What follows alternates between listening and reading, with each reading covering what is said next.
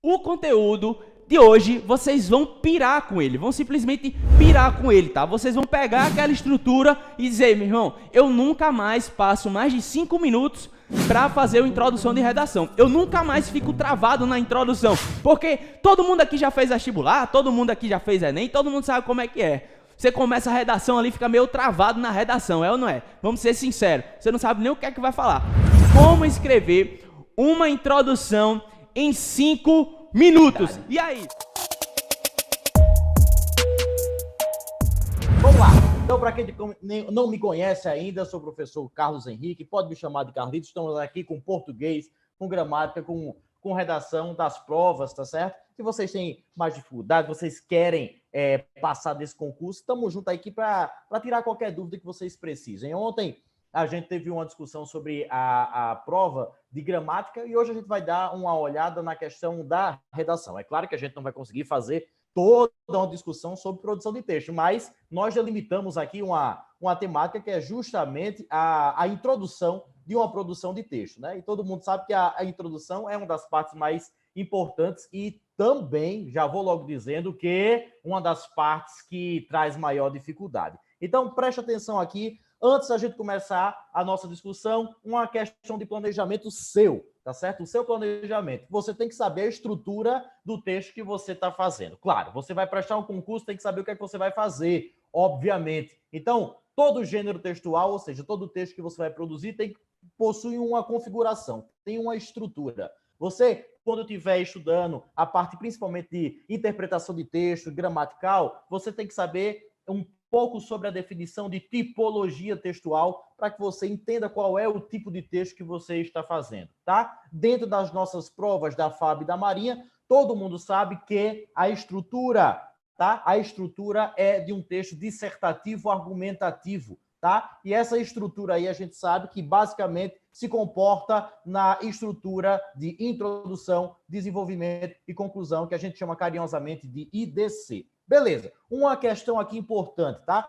Como a gente tem que saber um pouquinho da nossa prova, a prova da FAB, da produção de texto da FAB, é um texto dissertativo argumentativo, ok? Tem textos motivadores para você ter como base para discutir a temática e o título é diferente de tema. Isso é muito importante, porque isso quer dizer que quando você nomeia a sua redação, isso é o título. O tema é a discussão a ser feita. Cuidado, são coisas diferentes. Porém, há uma instrução na Marinha importantíssima. O texto na Marinha é um texto dissertativo argumentativo, ok? É igual a da FAB, sendo que não tem textos motivadores. Só vai existir lá a frase para que você discuta sobre aquele tema. E na Marinha, o título é chamado de tema. Então, cuidado. Na Marinha, título é igual ao tema. A frase que está lá é o que você vai discutir. Você tem que colocar aquela frase como título de sua redação.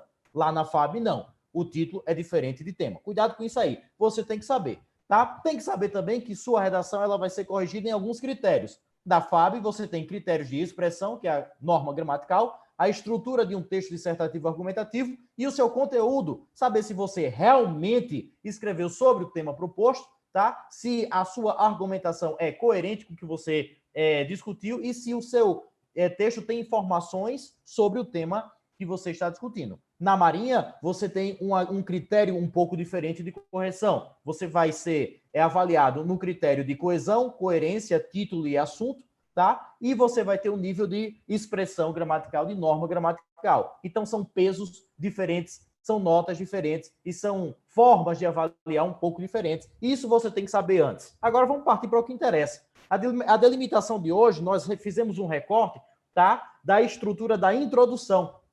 Então, a introdução é essa primeira parte aqui de um texto dissertativo argumentativo.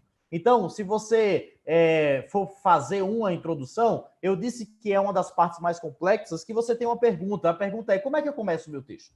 Como é que eu faço? Como é que eu introduzo o tema? Como é que eu começo a escrever sobre aquele tema, sobre aquela discussão? Tá? Então, vamos entender que a introdução é a primeira parte do texto e algumas dicas já de imediato. Presta atenção. Já começa a fazer um mapa, um desenho na sua mente da sua introdução. O desenho é basicamente o seguinte, eu tenho que fazer um texto, tá? Uma parte de um texto, que é a introdução, mas a introdução é um texto, não deixa de ser, que tenha mais ou menos 7 linhas. Então tá aqui, ó.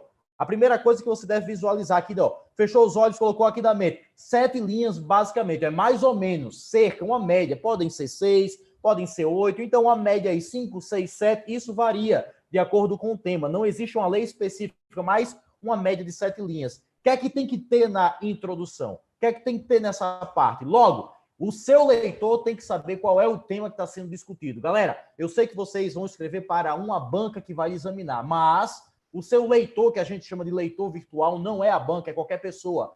Portanto, você tem que escrever para um leigo no assunto. Então, seja informativo, seja explicativo.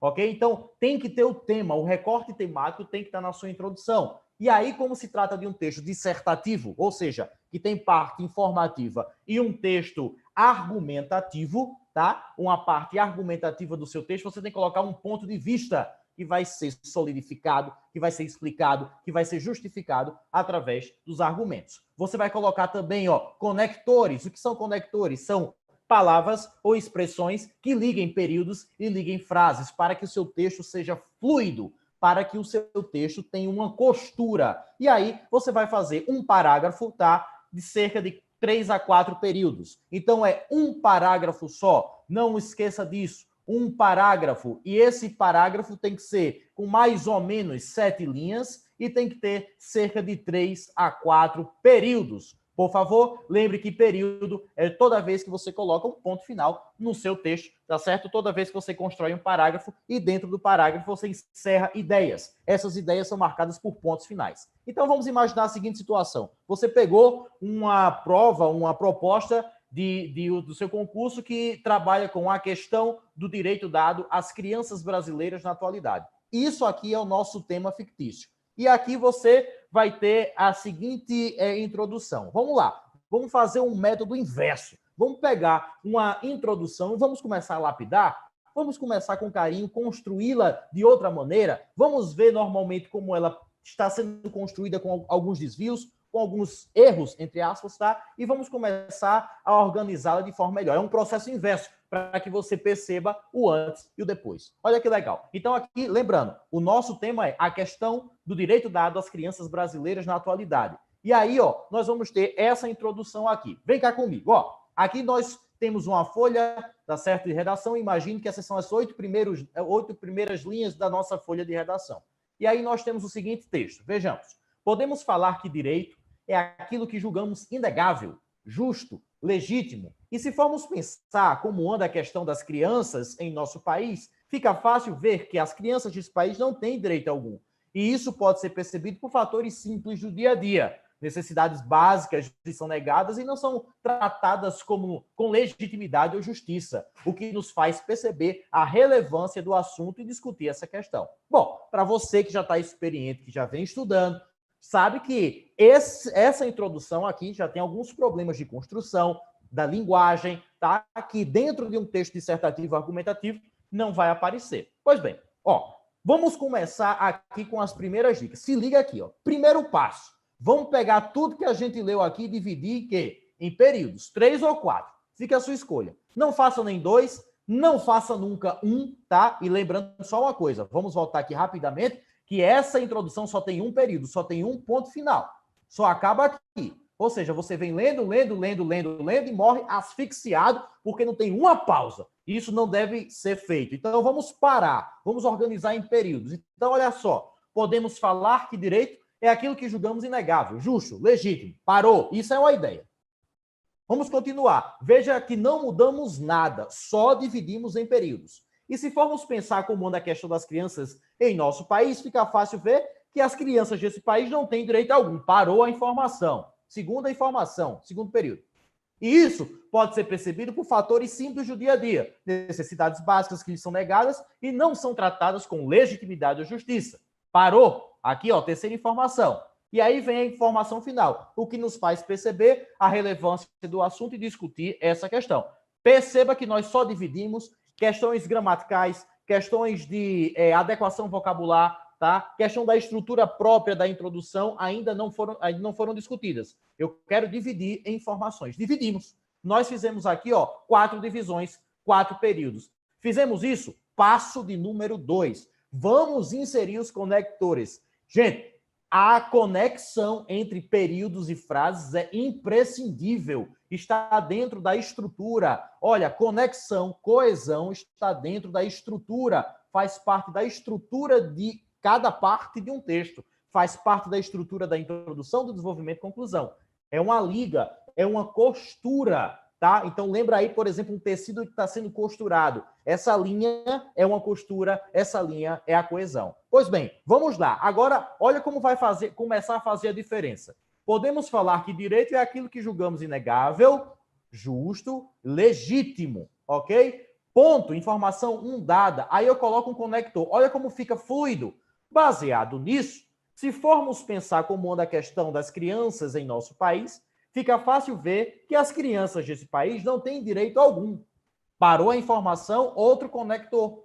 Tal fato pode ser percebido por fatores simples do dia a dia, como necessidades básicas que lhes são negadas e não são tratadas com legitimidade ou justiça. Perceba que nesse período aqui, além de iniciar com conector, dentro do próprio período eu coloquei conectores para dar o quê? Sentido. Tá? Continuando, nós temos dessa maneira o que nos faz perceber a relevância do assunto e discutir essa questão. Veja só uma coisa, pessoal, ainda nós temos que trabalhar nessa introdução. A gente apenas está lapidando, está tirando coisas e acrescentando até ficar na nossa introdução ideal. Vocês já começam a perceber que o uso dos conectores já faz toda a diferença. O uso do conector mostra que você tem a habilidade de fazer relações semânticas entre o período que se inicia e o período que acabou. Por exemplo, aqui, dessa maneira, é uma ideia conclusiva. Essa conexão de conclusão, você está estabelecendo o que vem aqui, tá, com o que apareceu anteriormente. Isso nós chamamos de coesão.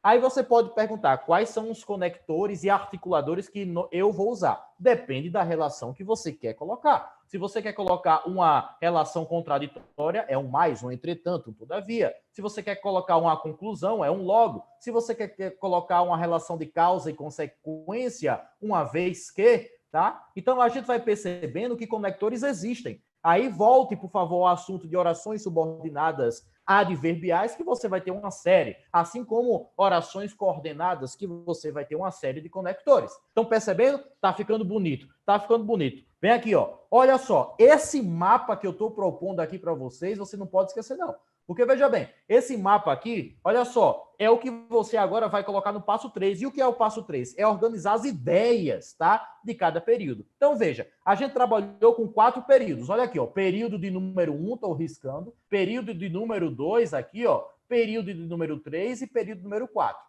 Esse exemplo que eu estou dando aqui em cima é para que vocês entendam o que colocar agora em cada período. Então, veja, no período 1, o que é que eu vou colocar? Tá aqui, ó, contextualização do tema. Então, imagina que essa repetição de palavras aqui, ó, contextualização do tema, contextualização do tema, contextualização do tema, é o que você vai escrever. Aí aqui acabou, tá certo? O meu primeiro período. Acabou, tá? E agora eu vou para o período 2. Como é que inicia o período 2? Inicia por meio de um conector. Olha o conector aparecendo lindo aqui. E agora o que é que você vai colocar no período 2? Delimitar o tema, vai deixar claro para o seu leitor.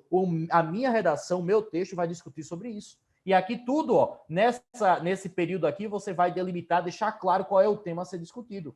Terminou, outro conector para dar a liga. E aí você vem com o período 3. E o período 3 já pode colocar os seus pontos de vista, os seus pontos de vista, que ali vai ser o quê? A introdução da sua argumentação. É no ponto de vista que você vai começar a discutir na argumentação o que você defende sobre a ideia, o que você pensa. Tudo bem? E no 4º período, você vai mostrar rapidamente qual é a relevância do tema para a sociedade, para a discussão que está sendo feita. Então, vamos colocar isso? Como é que a gente vai ver no nosso exemplo dado? A gente está lapidando, a gente está construindo nossa redação a partir de uma introdução que foi mal feita. E a gente está organizando. Olha só, podemos falar que direito é aquilo que julgamos inegável, justo e legítimo. E isso daqui é o quê? Isso aqui é a contextualização. É o período 1, é a primeira ideia a ser colocada. Tá certo? É a contextualização. Essa contextualização, percebam, ela foi feita por meio de uma definição. O nosso candidato, aqui, quis o quê? Definir o que é a palavra direito. É uma definição. Então, a contextualização foi iniciada por uma definição. E o que é que vem agora depois? Um conector, como a gente já viu, baseado nisso. E nós vamos agora para a delimitação do tema, vai deixar claro qual é o tema a ser discutido. Baseado nisso, se formos pensar como anda a questão das crianças em nosso país, fica fácil ver que as crianças deste país não têm direito algum. Aí aqui a gente começou a perceber que há uma relação entre direito e criança.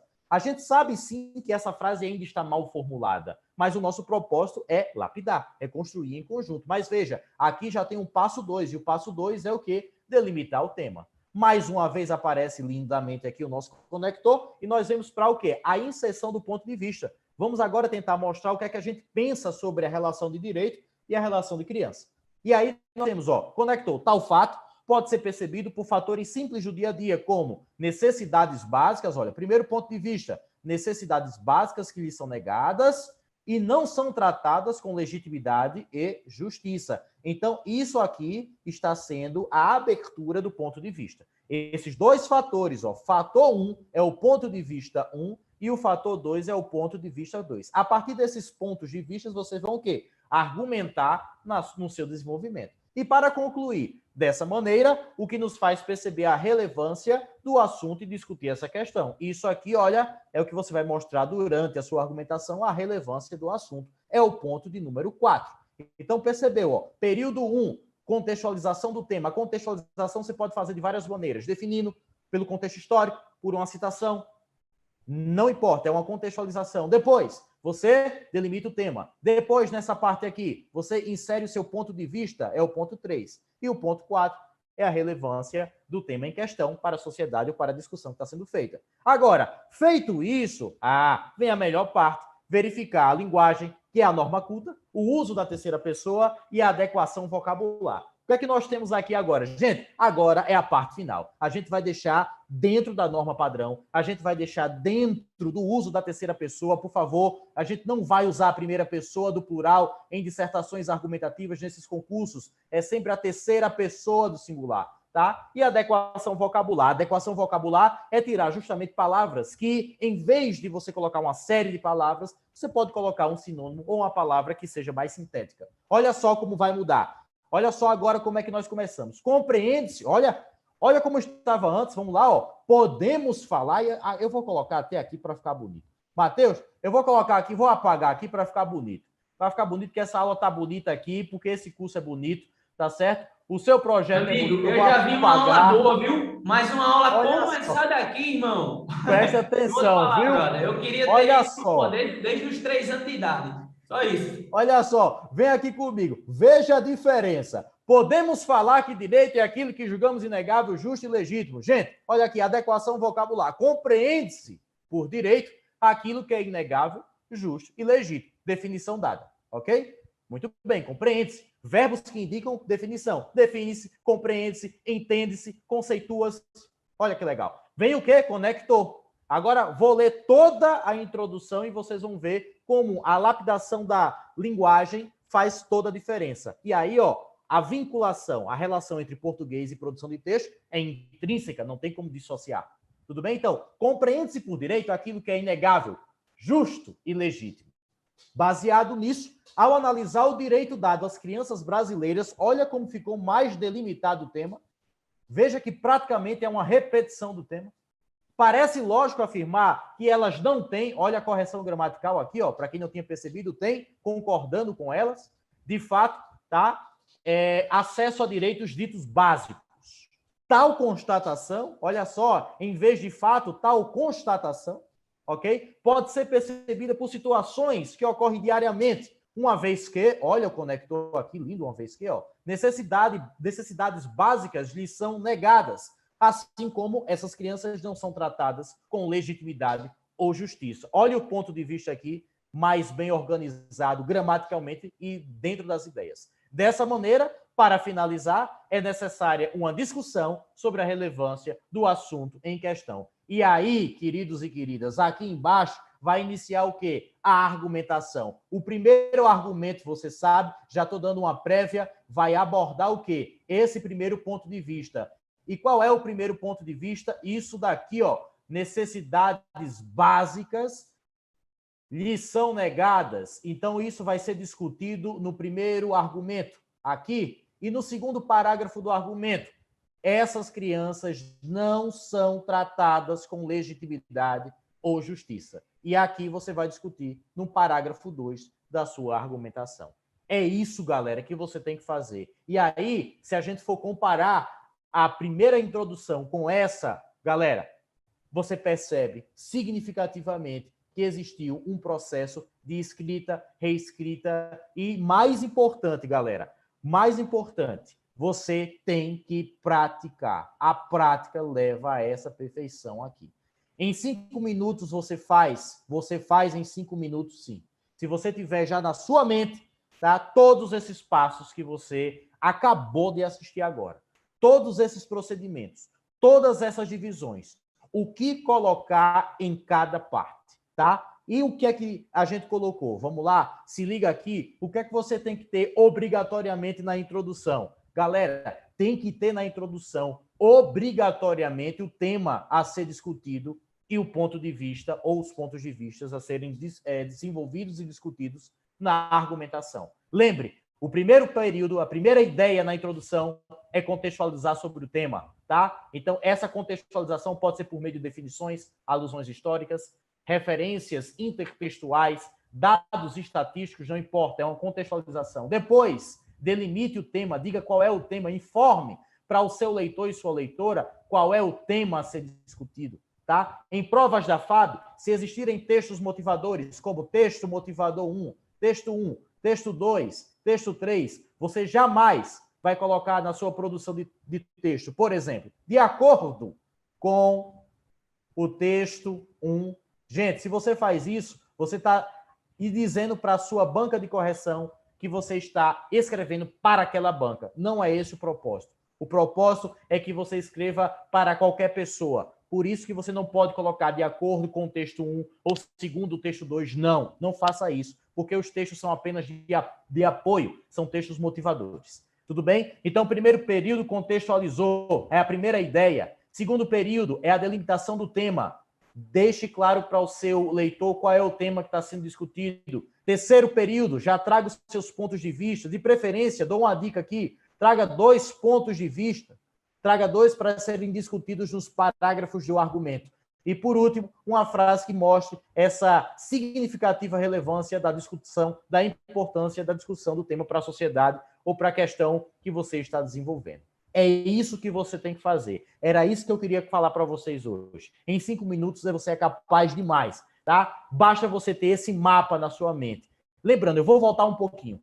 Vou voltar rapidamente, só para que você tenha. É isso aqui que você tem que ter na sua mente. E esse momento aqui, ó, de produção. Deixa eu voltar aqui. Isso aqui. Se você tiver esse mapa na sua mente, você vai conseguir, tá, fazer a sua produção de texto rapidamente, em 5 minutos. E digo mais, levando a prática, tá certo, diária, em menos disso daí, tá? Analisem, fotografem isso, fotografem na mente, não deixe isso aqui ser esquecido. Era isso que eu queria falar para vocês, esse mapa, essa construção, tá? Espero ter ajudado. Se esse momento foi significativo, se essa aula foi boa para você e se tornou, nesses poucos minutos, inesquecível, tá? Eu estou satisfeito porque eu contribuí um pouquinho para a sua vida, para a vida desse momento, para a vida de todo mundo, tá certo? E isso não tem preço. Muito obrigado, Matheus.